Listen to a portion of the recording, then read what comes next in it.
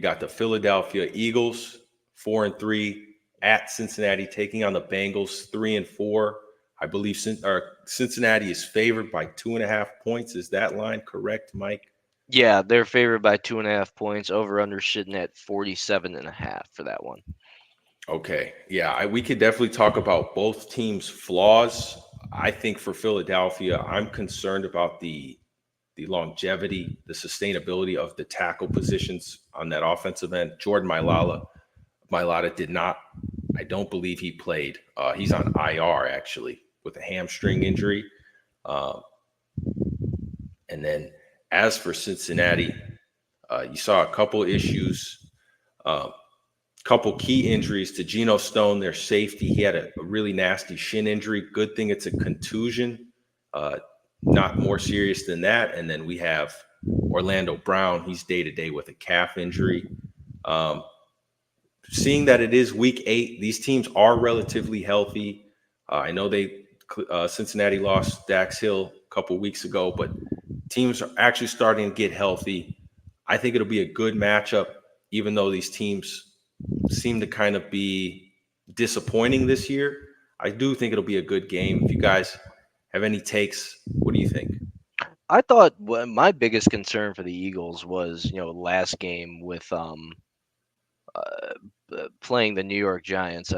Believe they played the New York Giants. Is that who they Yep, had yep, last week? absolutely. Yep. 70 net passing yards is not. I mean, AJ Brown obviously played the game of the after coming off of injury. I mean, obviously became the focal point of that offense on top of Saquon Barkley. Just taking it over on the ground game. But I think there's real concerns. For the life of me, I think this entire year I've had concerns about, is Jalen Hurts, since he hurt his shoulder last year. It still does not look 100%. I think their defense stepped up and played really well. I mean, it was 1.6 net yards per play against the Giants last week. I think that's the best they've looked all season, and that's been a main focal concern, of their team. I think going into this though, yeah, depending on who Cincinnati is going to be getting back, I mean, I think that may be a big place where they have an advantage. I mean, both these teams have playmakers that can move the ball down the field as well as reputable quarterbacks.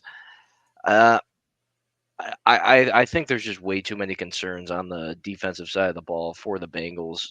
Just to be able to stop Philadelphia, and as well as keep up the pace. I mean, we've seen Joe Burrow turn the ball over a lot this year. Is it going to happen against the Eagles? They don't have their defense doesn't have, I don't think, have the teeth that they had in years past.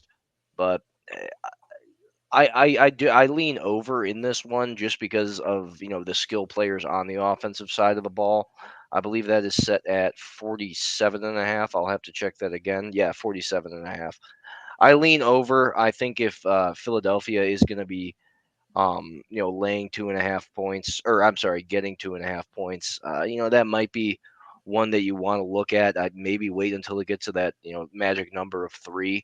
But I think with them coming into form, and getting their playmakers back healthy, it may be a little too much for Cincy. Yeah, I'm trying to think through the side in this game and what the market is saying, and the market's saying it's roughly even teams, maybe the Bengals slightly better. Um, and I mean, I'll start with Cincy. Their offense didn't look great last week against the Browns. I'm shocked at the inspired football that the Browns defense played last week. Only 2 offensive touchdowns given up. They gave up the long kickoff return to start the game. Um, but that was it. So I don't know if that's more of the Browns defense or Cincy's offense and how banged up they are on the O line, and the fact the O line wasn't playing that good anyways, even going into it. Um, so I don't know. Philly's defense, obviously they played 2 back-to-back games where they've kind of they've gotten an easier schedule. They played the Browns at home and then they played the Giants. Um, Obviously not a lot of travel associated with going from Philly to the Meadowlands. So from a rest standpoint, maybe a slight advantage there. But Cincy, they're banged up in the back end of their defense, but they got Sheldon Rankins back, they got BJ Hill back, and they've got their four horses up front back on defense. They've looked a little bit stronger since those guys all came back. And Christian, you mentioned the tackle situation with Philly. I think the Bengals might be able to take advantage of that a little bit. And we've seen from Jalen Hurts, you mentioned, Mike, the stat, what was it, 70 net passing yards on Sunday. Granted, they didn't need Jalen Hurts to throw the ball because Saquon was going bananas, Crazy.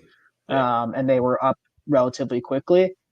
I just have questions if Kellen Moore and Jalen Hurts can take advantage of the depleted secondary of the Bengals, and if their tackle situation isn't as strong, I think the Bengals defense could have a decent showing if they're able to get pressure with those four horses back. Now, granted, we're sitting here, we can ask the same questions about Cincy's offense versus the Eagles defense.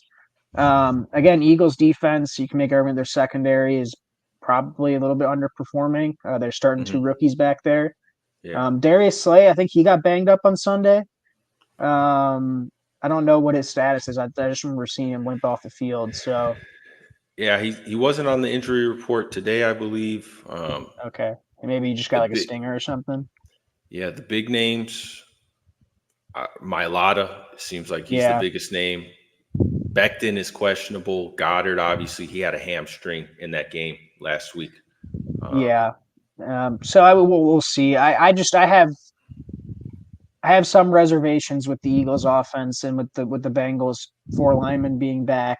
If they're not able to run the football, that is Philly. If Philly's not able to run the football, and this becomes a Jalen Hurts has to beat you type of game, I don't know if I trust that scenario to be taking 2.5. Now 3, it gets a little bit interesting because I do think it's going to be a close game. And there's a lot of questions with Cincy too that makes me a little bit hesitant to lay it with them. Honestly, Mike, I might have to go crossfire here. If I think anything in this game, it might be an underplay just based off of the fact that I don't know if either of these offenses can be trusted at this point. And this is I would say, a step up in class for the Eagles to granted, this isn't the same Bengals defense we talked about in previous years, but I do feel like they've been playing a little bit better as of late, and they've got their defensive linemen back. And 47.5, 47 is a key number. I mean, you're asking these teams for it to, be about 24 to, 26 to get over that number, 27, 27-20. Yeah, I don't know. It feels like a lot of points for one of those teams to get.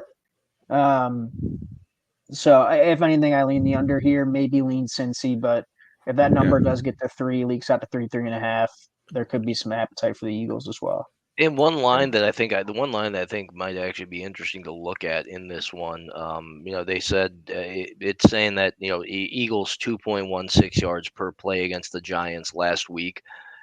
Relatively good. I think you'll take it. I think there's been struggles for Cincinnati to be able to move the ball on the ground, with Zach Moss and Chase Brown. Zach Moss has kind of been phased out of the offense at this point, really get down to like 5 carries last week. Chase Brown obviously taking, the majority of those. But if they're going to be behind, I may be looking at, unders on both of their plays, and as well as overs on Joe Burrow, in pass attempts. In terms of how they're going to have to move the ball down the field, depending on how the game script's going to go. But I think there's just inefficiencies that you can take advantage of with other plays for looking at the Bengals. Yeah, I think you could say that for either side too. If the Eagles can't run the football, they might have to throw the ball a lot as well. I don't know. It's a super intriguing matchup with just I agree with both of you guys. It's two teams that I think have relatively underachieved this year. Sure. I want to see the Eagles downfall. I don't know why I don't like them. I just don't like Nick Sirianni. Nobody likes Sirianni. Yeah, I would love to see their downfall just from an entertainment perspective. But again, we'll see. It's super intriguing matchup. Hard to really pick a side, but I do lean under for that game. Christian, you got any thoughts on it? Yeah, the one guy I just want to point out. I mean, he had a great week last week. Trey Hendrickson. He had nine quarterback pressures last week. 9. He had 2 sacks and a 23.4% pass rush win rate. Yeah, he Uh, looks good. who knows what's going on with Philly's tackle situation, as we mentioned. Already, Burns on the Giants last week, he kind of killed Fred Johnson early on before he got injured. I would like a prop bet on a over half a sack at least for Hendrickson. Yeah, you could even if they give you I one think he's gonna have a over big day, but if it's they give you over one sack or something and it's super yeah, plus money. Yeah. Yeah. I would take it. But I think it's going to be a great game. I'm excited for it. I think Cincinnati's going to come away with the win, but it should be a competitive game. And we do have to shout out Saquon Barkley returning Hmm. to MetLife, tearing up the Giants, probably costing the GM his job. Joe Yeah, Shane's job. Yeah. his job's probably lost. But we'll talk about that more when we talk about the Giants. Let's get to Yeah. this next game.